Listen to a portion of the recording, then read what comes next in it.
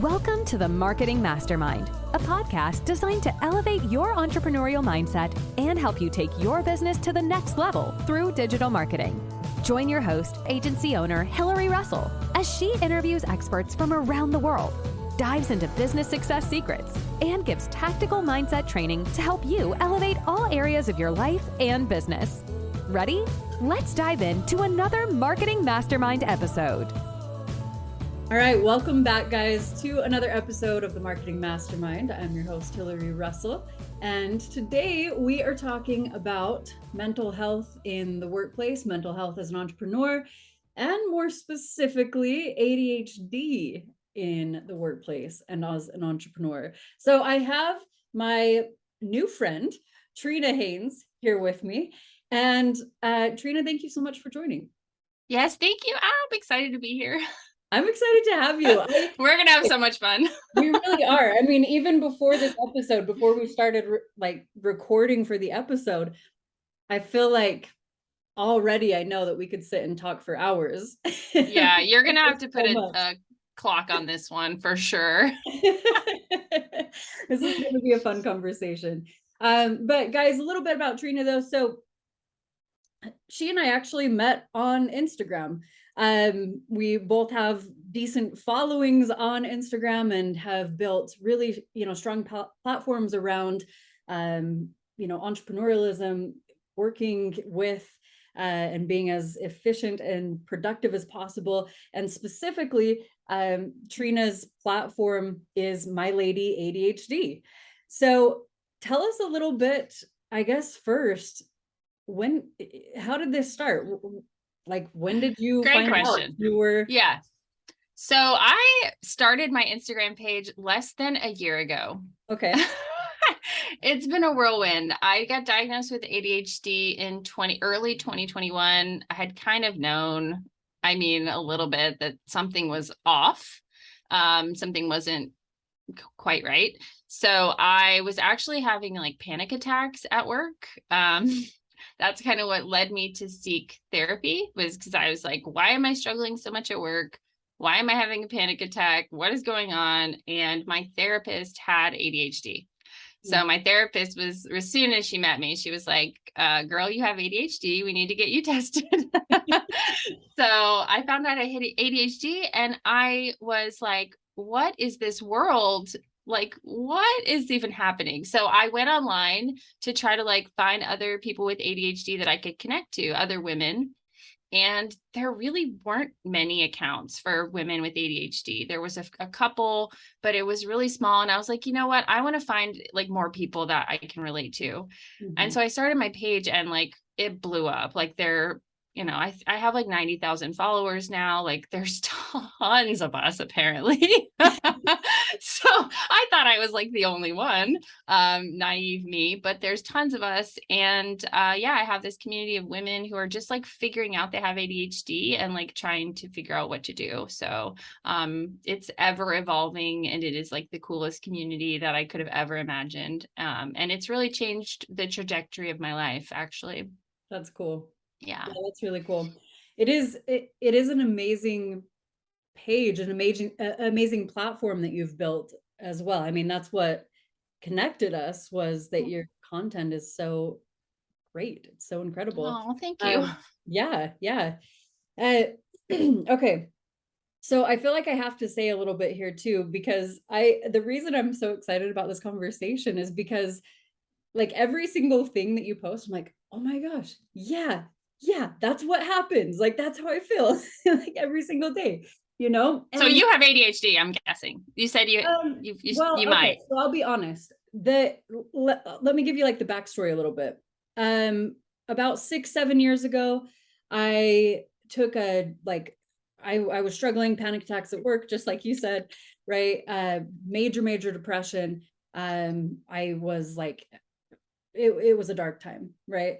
And I went to a therapist at the time that referred me over to a mental health clinic called Bristol Health that is here in Utah that does genetic testing. They do it's a specific type of test. It's really, really cool, but basically they do a cheek swab and then they go send it somewhere and it comes back and it tells you what your body will react to medication wise and what it won't.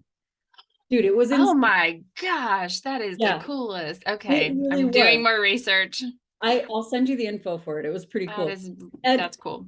And this is probably like, it's kind of funny, like looking back, because I was super skeptical about taking medication for mental health or anything like that. I was like, no, I can overcome it myself, you know?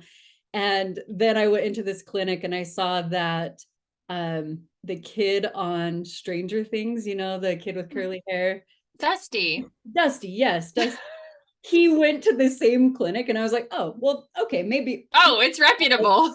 Then yeah, it's reputable. So anyways, yeah, so I ended up getting the results came back and dude, this is what blew my mind too. The results came back and said that my serotonin receptors were basically not working. And she was like, okay, easy fix. Like, here's serotonin, right? Serotonin boosters.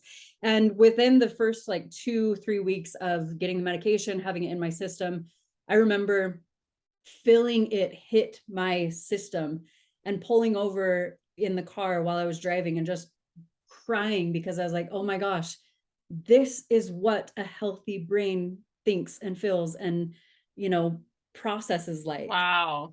Right. Oh, that gave me chills. But it's, wow. Yeah, it's just been, you know, so amazing. And honestly, ever since then, my perspective on all things mental health is truly like basically looking at it as if someone needs glasses, you're not going to tell them it's just in their head. You're going to give them glasses or contacts, right? And same thing, mental health. I mean, it's something that we need to take seriously. And I think it's a bit naive to think that the way that our brains are put together could not have, you know, imperfections just like our bodies, you know, the rest of our bodies. So anyways, yeah, so that's a bit of my experience, but you know, and let's talk about this, because the way the ADHD shows up in women is much different than it shows up in men. And I think that's oftentimes a big cause of a late diagnosis or a misdiagnosis in women, right? So can you speak to that a little bit? Like, what are some of the main or most common types of, you know, symptoms that women deal with? So for a lot of women, it kind of shows up as anxiety. Like anxiety and ADHD do go hand in hand for the most part. They kind of feed each other in this like really twisted game. So anxiety, it shows up sometimes in women as like perfectionism or people pleasing, just like very scattered thoughts. It can show up as like a lot of women are like time blindness is a big symptom. We may not we may not like fidget like a lot of like little boys are known to just like be really hyper and crazy, but like we may sit completely still during a meeting, but like it's killing us. Like we are physically hurting afterwards. Or your body is like tense and sore from just having to sit still. It can show up as in so many ways, just emotions are kind of wild, impulsivity. For my symptoms, anxiety is a big one. Just poor memory. Yeah, it's just very different from men, and it's very different from person to person. My mom actually recently got diagnosed with ADHD, and for years she thought like, there's no way I have it. My symptoms like look nothing like yours, and they don't. Her symptoms do not line up with my symptoms, but she's had years to like kind of work with her brain, and she's come up with systems in place to like help her get through life, and she's had to overcompensate for certain things. So she may not be timeline, but it's because she's super paranoid about time and she shows up 2 hours early for things when I'm like scrambling and I'm 2 hours late. So it shows up differently in everyone, which makes it very difficult to diagnose in some cases. So yeah. Interesting. Okay, we have to talk about this for a second, because for the longest time, and we were talking a little bit about this off air before the episode, but in the workplace, right? And you mentioned this, that for those women who do have ADHD, a lot of times a corporate type job is really hard because of Oh my gosh. like The structure. the Yeah. and Yeah, not it having is. freedom and autonomy to just like do what you're passionate about and do what you're interested in. I So mean, it can be as simple as having to clock in and out every day. For someone with ADHD, like having to remember to clock in and out, which that's not as common anymore. There's not as many people are physically using a time clock anymore. But, you know, in my career, any job where I've had to clock in and out caused me so much anxiety because I would forget every single day to clock in and out, and it would cause me to get in trouble at work. So I had so much anxiety about clocking in and out. I mean, it's things like that like in the corporate world, they're just, it's, our brains are just not wired the same. And like time blindness is a huge issue for me and others, and time blindness plays into the corporate world in like really not pretty ways. It just doesn't come out very well. so what is Yeah. time blindness? For those listening, Yeah. what is time blindness? Yeah. So a lot of people, there's been a lot of research behind time blindness. There's some major studies, there's some belief system that time blindness really is at the heart of ADHD. And like that is one of the main issues with people with ADHD is our inability to perceive time, to estimate how long things are going to take, I mean, if you just look at that, if you say, I'm not able to estimate how long something's going to take, what happens is you end up signing up for tons of things. You end up filling up your calendar because you just can't quantify how long that's going to take you. And when you go to look at your calendar, you're like, none of this is possible. I do not have the amount of time for this. I do not have the capacity for this, but you end up like burnout. It causes burnout. And so time blindness is major. It's just not being able to estimate what time it even is, or what time, you know, how long it takes to do something, or it's really a nearsightedness to time. Yeah, I have a funny story now. At the time it wasn't funny, but now it's funny. When so when I was in the corporate world, and this was like, man, almost 4 years ago now, 3-4 years ago, I had spent, the 10 years of my career working for corporate jobs in lots of different roles. And the last company that I was with, I was, top performer, doing like a lot of revenue and sales, killing it, right? Because I'm very passionate about that industry and what I was, what it was that I was doing. But they got a new manager in that was like very strict with the time, like people would come in, right? Like you have to be here at 7 a.m. And which was like early for me too. I was like, man, 7 a.m. My brain isn't even going at that point, right? Yeah, we could talk about that too. Yeah.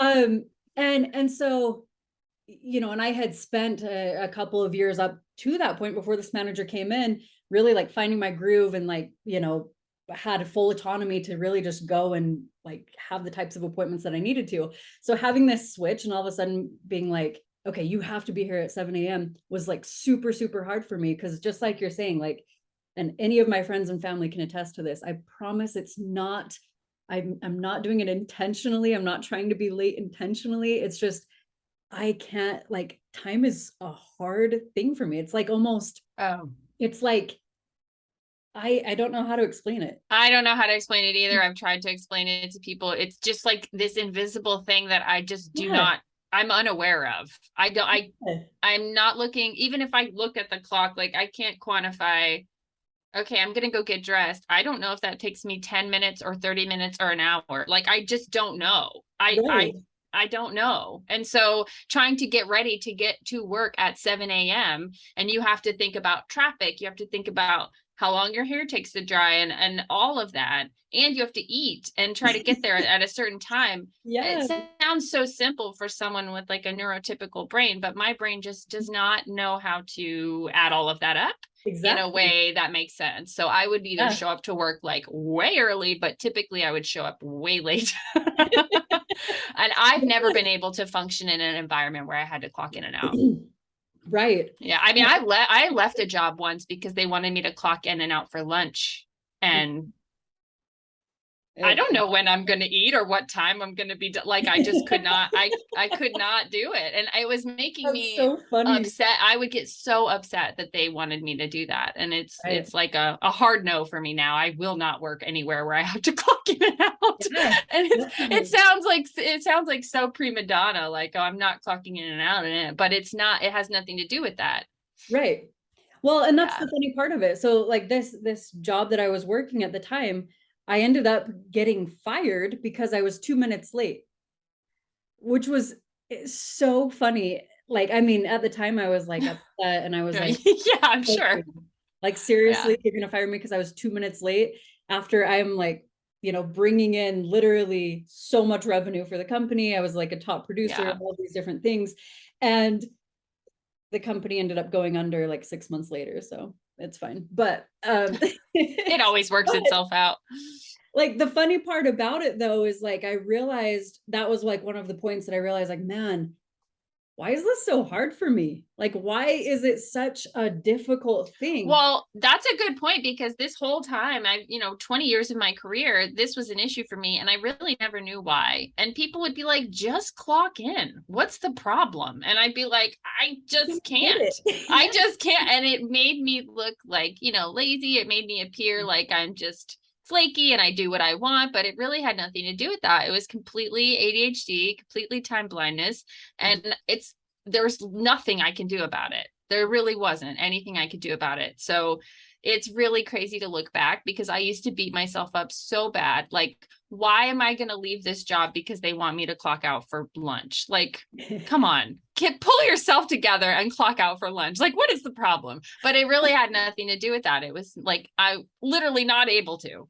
Yeah. So yeah, it's really interesting to look back at those jobs and like put the pieces together after the fact. Like, well, of course this didn't work out. Like, I'm not cut out for that. Yeah. So, okay. So these are like some of the things that are a little bit difficult, and that as a woman, especially that has ADHD, these can be stressful, right? But let's talk about some of the superpowers of ADHD. Oh my gosh. I honestly, I like feel grateful that my mind works this way, because it is the reason that I've been able to scale a business the way I have and like hyper focus on, the things that have made me successful. I mean, well, first we should start with the stat that I've heard, and I've preached this on my page, that people with ADHD are 300% more likely to be entrepreneurs. I mean, that alone, being an entrepreneur and running your own business takes guts and bravery and sometimes stupidity and all of those things.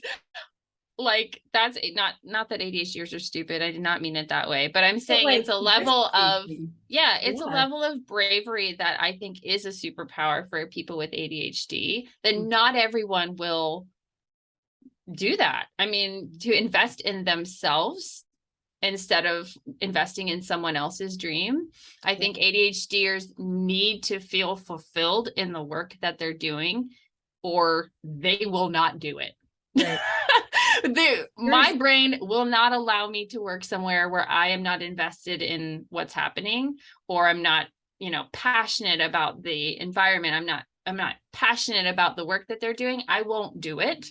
So I think that actually is a superpower. I don't think people should be doing work that they're not passionate about. Right. I mean, no, you're right. I was in a training leadership. It was like a leadership seminar a couple months ago.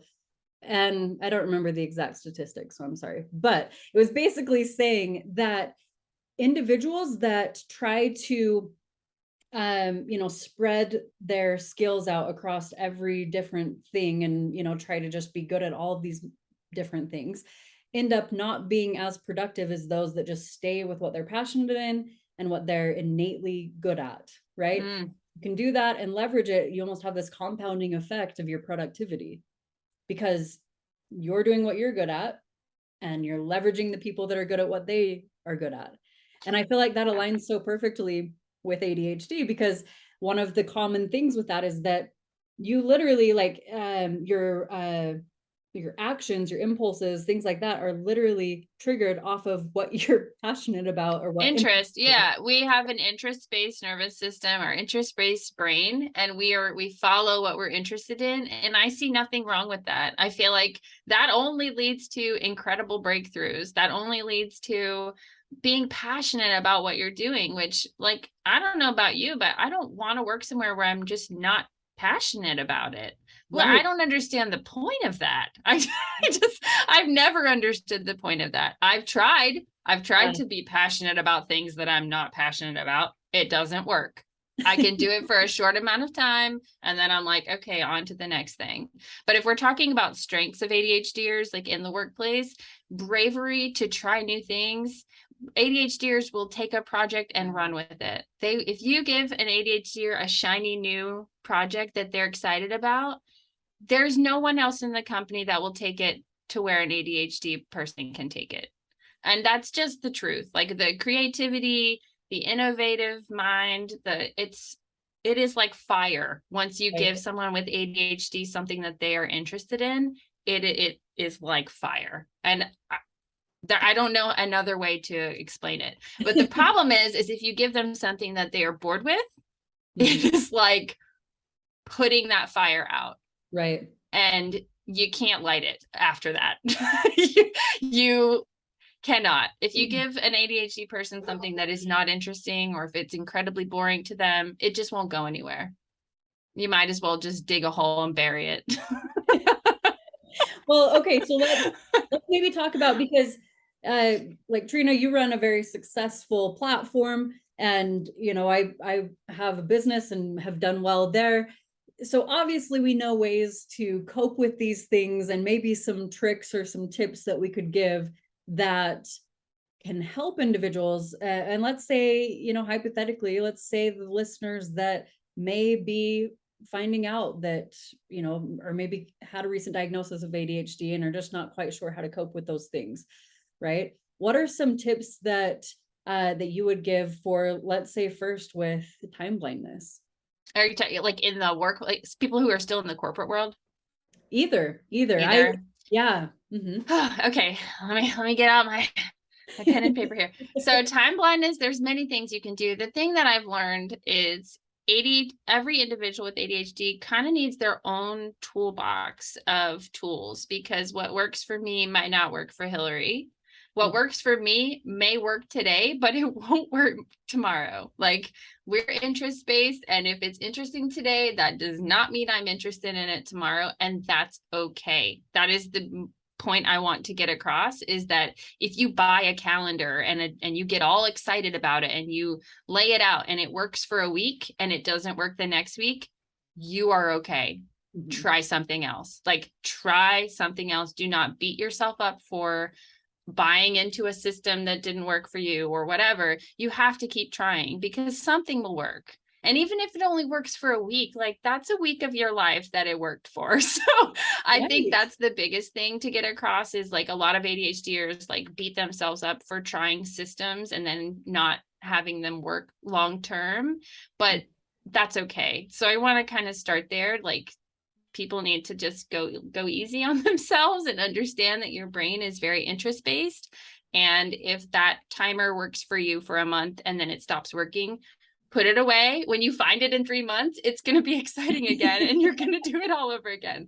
So the important thing is to have like a lot of tools in the toolbox to like grab from, and like not just sticking with one app, like having many different things to use. So I personally use a timer called Time Timer. I wish I had it right in front of me, but I don't. But it's kind of a visual timer that shows you in a window, like a block, how much time you have left.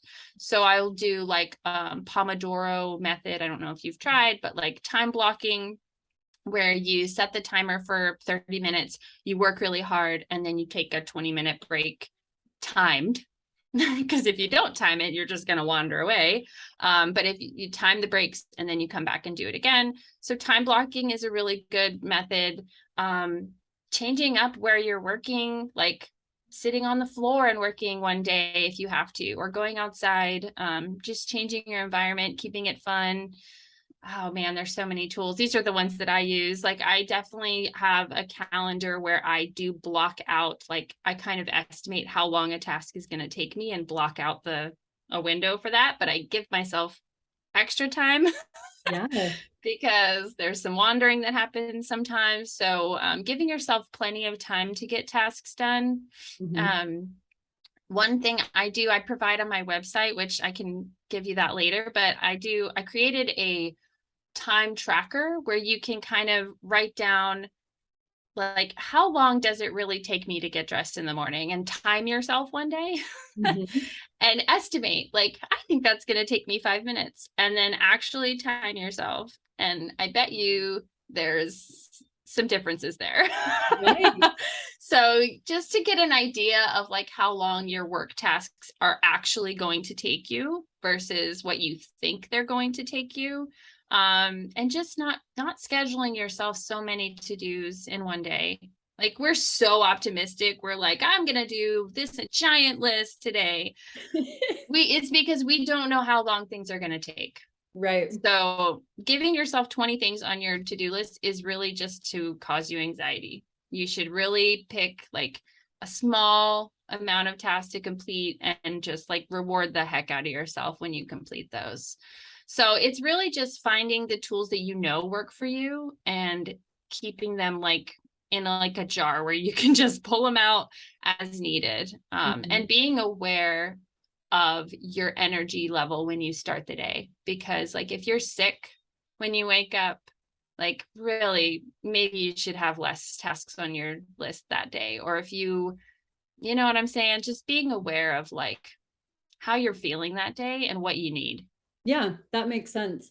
Yeah, that's something that I found I need to be like pretty intentional about, especially, working from home and just being able to kind of make my own schedule and do whatever, right? I've found that I have to make sure that in the mornings before I sit down to work, that I've had some type of creative outlet.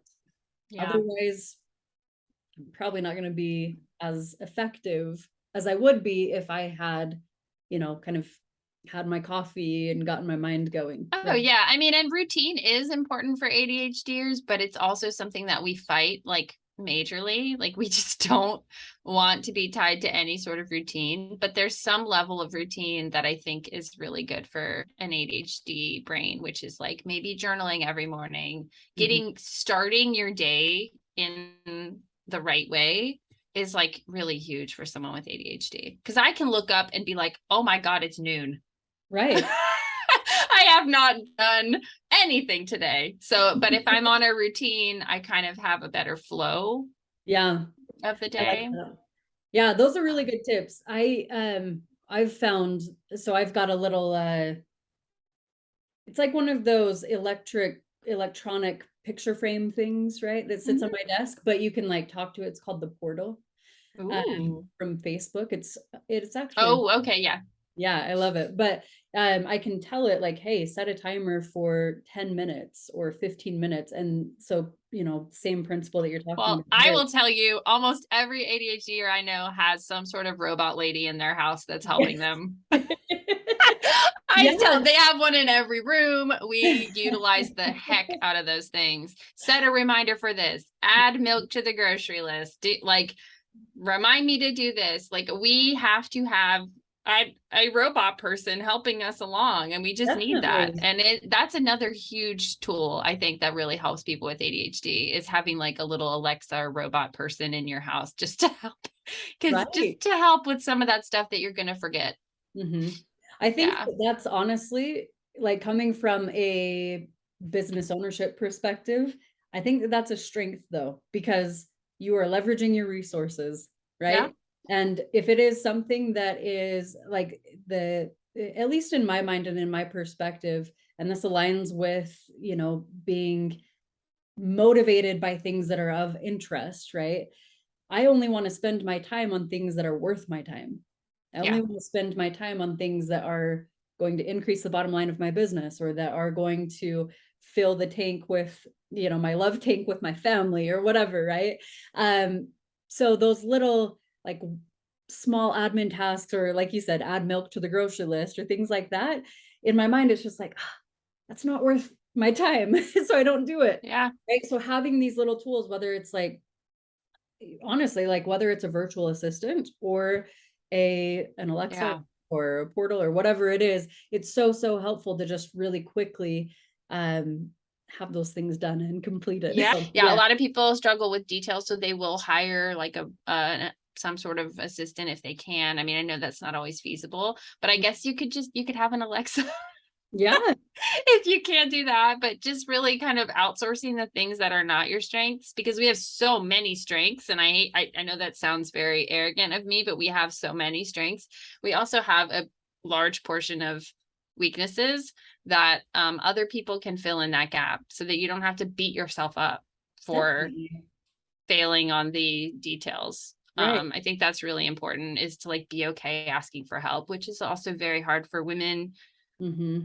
Perfectionist, people pleasing women, that's very difficult. But if you can get to that point where you can ask for help or let your corporate boss know that you're struggling, that's a whole new level. It takes you to a whole new level where you can Right. actually like grow and learn. Mm-hmm. So Yeah, I think so too. I feel very passionate about this with, I mean, in terms of ADHD, but also individuals with anxiety, depression, OCD, right? Any of these things, even, different like learning disabilities or different ways of learning, dyslexia, things like that. yeah. Um, I think it's really important to understand that just because you have some type of diagnosis does not mean that you are less capable, or that you are, honestly, that you even have an excuse to be less capable, right? Because these things, they're just different ways of thinking, they're just different ways of our minds working. And honestly, this sounds kind of crazy, but if we lean into the superpowers that come with those different ways that our minds work, we really can do incredible things. Yeah. Right? I mean, one of my good friends runs a very successful business, has dyslexia, and has really just said, okay, that's an area that I'm not the best at, so I can just Well, force anything to that's the a good point. And it really makes me think about my like career history, where I have the times in my life where I've really leaned into my skills and really like honed in. I ran a very successful business. I was an entrepreneur right before COVID. I was teaching painting classes at bars and restaurants, and I had a wildly successful business of my own. And then COVID happened, of course. But I leaned into my strengths and it like blew up. And in the last year, I've leaned into my strengths, and my Instagram page and my platform is growing. And, I'm trying to really focus less on the things that I'm not good at and more Right. on the things that I am good at. And whenever I've done that, it's led me to really crazy places. So I feel like you really have to just get to know what those strengths are, and like take all the personality tests you can, really do soul searching, write down your strengths and your weaknesses, and see if your job even lines up with any of your strengths. Because for me, not at all. In the last 20 years, I've had jobs that kind of touched on my strengths, but for the most part, not really. Right. And so like that's the problem. It's not me. It's like I just keep ending up in roles where like my strengths aren't really being utilized. So just really finding the balance between what your strengths are and what work you're doing is the biggest thing for anyone, but it's especially important for someone with like ADHD or someone that's like struggling with other mental health issues, is to like really nurture the strengths you have and just find help in the areas that you don't. Right. do well in. And when you can lean into those strengths, it's really crazy, like what can happen.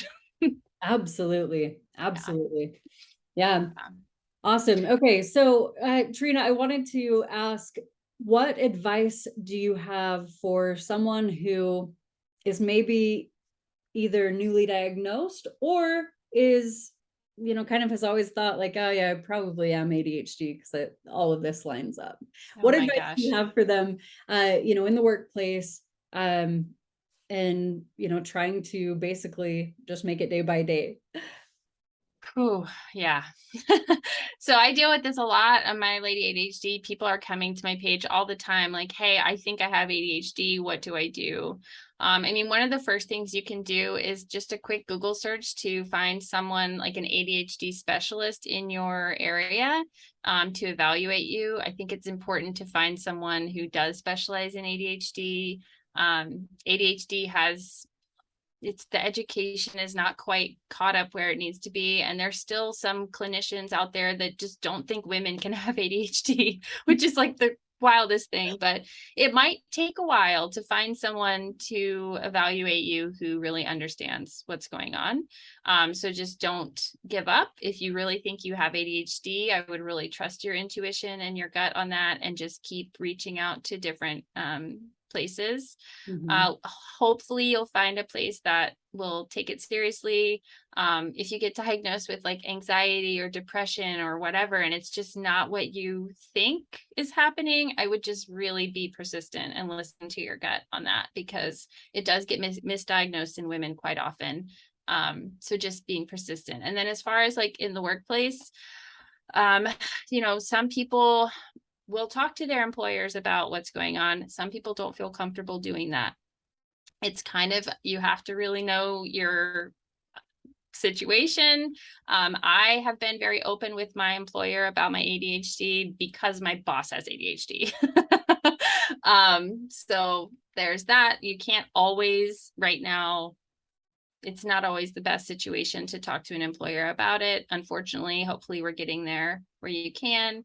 But yeah, just like really taking a solid look at what you're struggling with and why. And if you're just torturing yourself at work, like you may need a different job. Mhm. And Yeah. that's okay. And I told you before we started, I've had 28 different job titles in 20 years. And I used to feel really ashamed about that. And like it was kind of torture for 20 years until I found out why. And it's because I'm interest based and I would get bored, and that's okay. Like I'm not going to stay somewhere where I'm bored and unhappy. I just won't do it. And Yeah. I think that's okay for people to, I think that's all right. Like I don't want to encourage a lot of job hopping because it can be stressful, but I think it's good to like recognize why it's happening and really focus your energy on like the things that you love. Yeah. I think that is the biggest thing, is to really hone in on what you love. And I think that's all I have. No, that's great advice. Yeah, I think that's great advice for anyone. Regardless, is that I think that in the society that we live in, we're taught that we're supposed to just go to our 9 to 5 every single day and just go through the routine and go through the process.